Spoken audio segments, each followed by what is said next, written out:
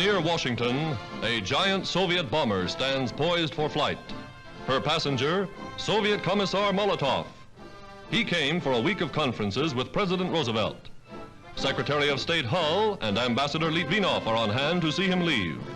In London, he signed a new 20-year Anglo-Russian alliance. Here, he reached understandings on opening a second European front.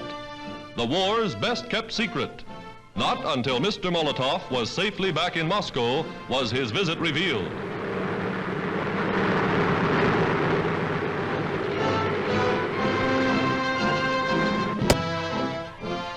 Secretary Hull and Mr. Litvinov signed the protocol, promising ever-increasing supplies to Russia. A new working agreement between two of the greatest nations in the world.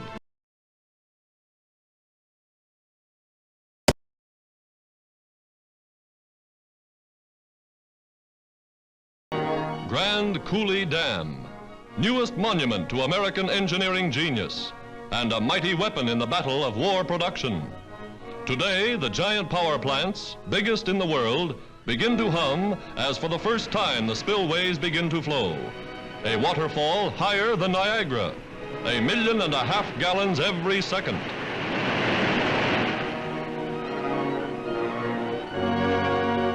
The Columbia River, harnessed to irrigate 1 million acres of farmland. Power to turn the wheels of America's vast new industrial empire of the West.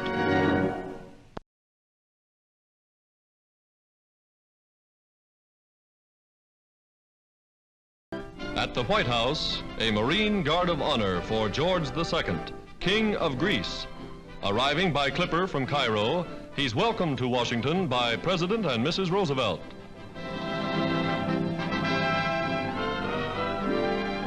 Cabinet members meeting the fighting king fresh from the battlefields of Africa.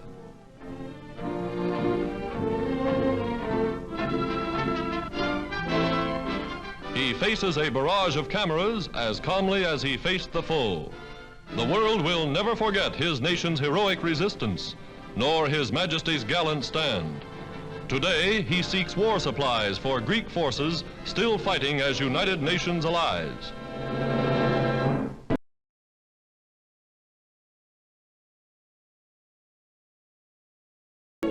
America solves the problem of the home front. Mothers employed in war industries now leave their small children in nursery schools during working hours. Taught to live in a strange, new, ever-changing world, the tiny tots' work and play is carefully supervised. Mother's mind is free to work when she knows her youngster is receiving the best of care. Today, some 2 million women volunteers are enlisted in the nation's war industries. By the end of the year, there will be 4 million. When evening comes, the youngster prepares for home.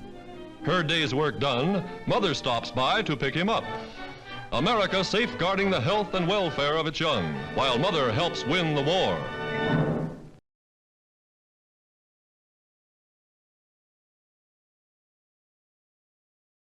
The Ferry Command in action.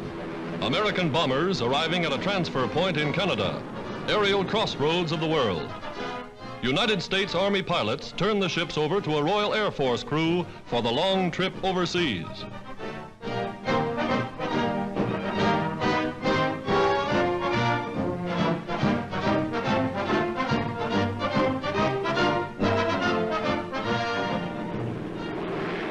Down the runway, outward bound.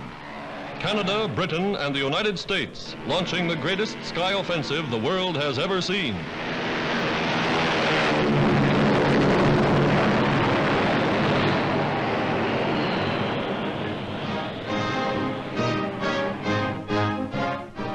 A new technique in glider tactics of air invasion.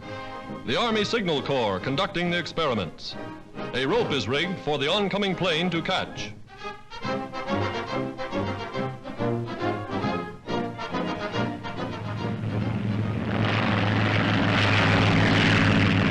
Here's how it's picked up without the towing plane having to land. Latest development in glider warfare.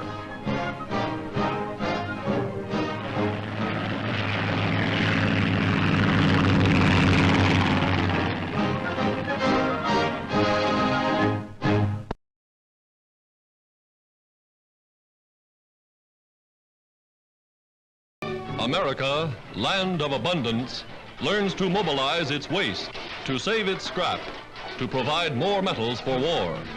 Tin cans, collected in one city-wide salvage drive, total more than 1 million pounds. A 55 carload contribution to the United Nations war effort. When processed, these cans will provide 11,000 pounds of pure tin, thousands of pounds of copper, both vital metals in the production of armament.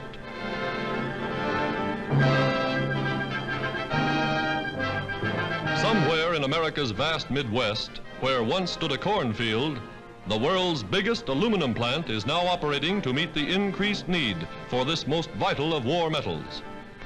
The Navy awards the workers the traditional E flag for engineering efficiency.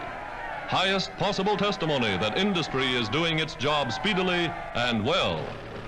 So huge is the plant, motor cars hurry workers and parts from one end to the other. Humming 24 hours a day, the giant mill consumes huge bars, reducing them by chemistry, electricity, and metallurgy into aluminum ingots, which subsequently are rolled into long, thin, tough sheets of silvery metal.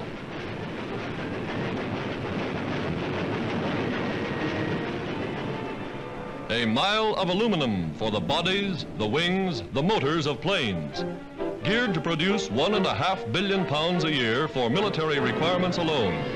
South America now sends 75% of the bauxite ore from which this 20th century metal is made. When it comes to getting things done quickly, American industry stands supreme. America is winning the battle of production.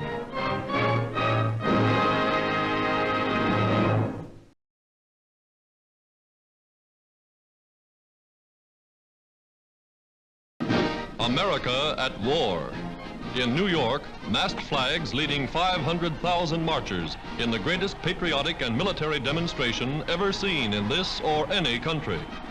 Flags of the United Nations, signifying the unity of the 28 countries aligned against the Axis. Soldiers of Britain, and women too, thrilling the 5 millions that line the sidewalks for the 12-hour procession.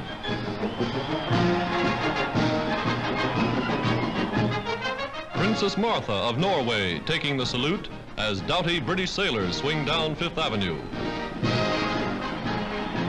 The King of Greece, Philippine President Manuel Quezon, a nation anxious to reveal its ever-increasing strength.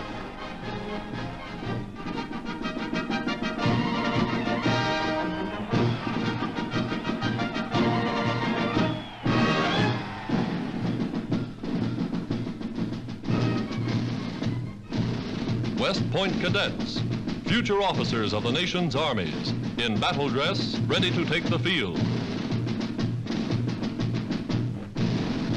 Legions of colored troops, dramatic, living symbols of America's solidarity, America's unity of purpose.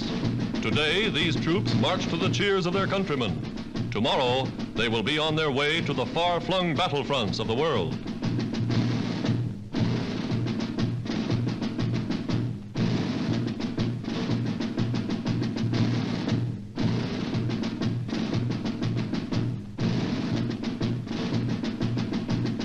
Tanks, mechanized equipment, to give New Yorkers a sample of the weapons it takes to fight a modern war.